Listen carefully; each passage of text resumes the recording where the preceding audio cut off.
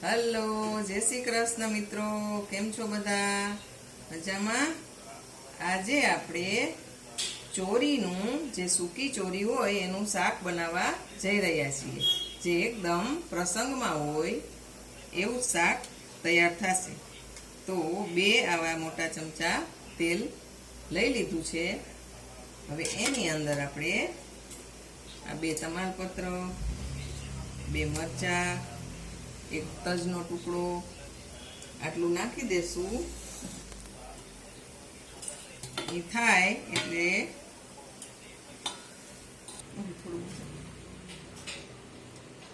આમાં 1 ચમચી રાઈ, 1 ચમચી. હવે આ રાઈ અને જીરું એકદમ સરસ થઈ જાય એટલે આપણે હિંગ નાખશું.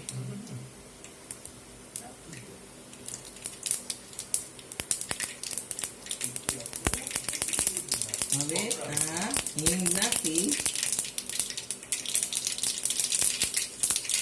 પછી આ 1 ટમેટું લઈ લીધું છે અને ખમણી લીધું છે. તો આ હિંગ નાખી અને પછી 1 ટમેટું નાખી દો અને આ 2-3 લીમડાના પાન. પછી આ બટેટું ઝીણું ખમણીને લઈ લીધું છે એ પણ એની અંદર નાખી દેવાનું છે. એટલું છે.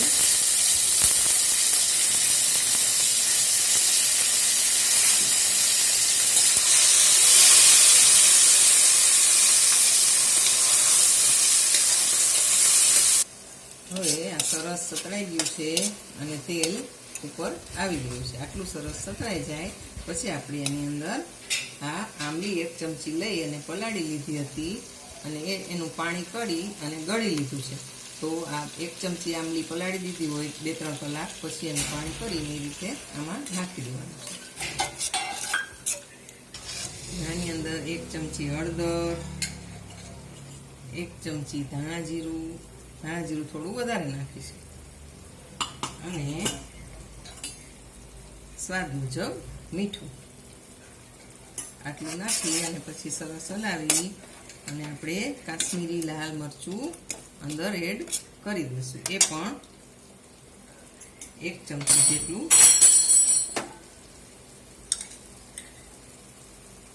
1-1.5 ચમચી જેટલું મરચું એડ કરીશું એટલે એકદમ સરસ કલર આવી જશે શાકનો. હવે આપણે આની અંદર આ 1 ચમચી ગરમ મસાલો નાખી અને બધી જ ચોરી આપણે એડ કરી દઈશું.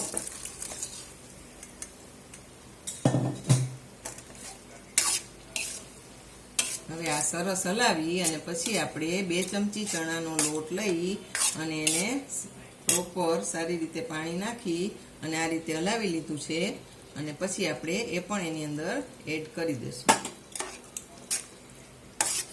હવે આ રીતે સરસ હલાવી અને પાછું જરૂર મુજબ પાણી નાખશું. આ શાક એકદમ આપણે પ્રસંગમાં ખાઈએ એવું જ ચોરીનું શાક સરસ થશે. અને તેલ કોઈને વધારે નાખવું હોય તો એના પછી પાછો પણ મરચું મૂકી તે ઉપર મરચું નાખી અને તેલ નાખી દઈએ તો એકદમ સરસ શાક થાય. 1 ચમચી તેલ બીજી તપેલીમાં મૂકી અને ઉપરથી આપણે મરચાંનો વઘાર કરીએ એટલે એકદમ સરસ કલર આવે.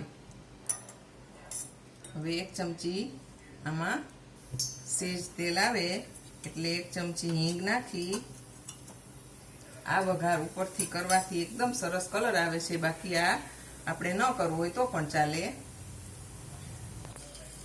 આ મરચું નાખી અને તરત જ શાક નાખી દેવાનું છે એટલે એકદમ સરસ કલર આવી જશે. 1 ચમચી ખાંડ એડ કરીશું અને પછી આ બધું શાક ઓલા બીજા બધા શાકની અંદર મિક્સ કરી દઈશું એટલે એકદમ સરસ કલર આવી જશે. છેલ્લે કોથમરીથી ગાર્નિશ કરીશું.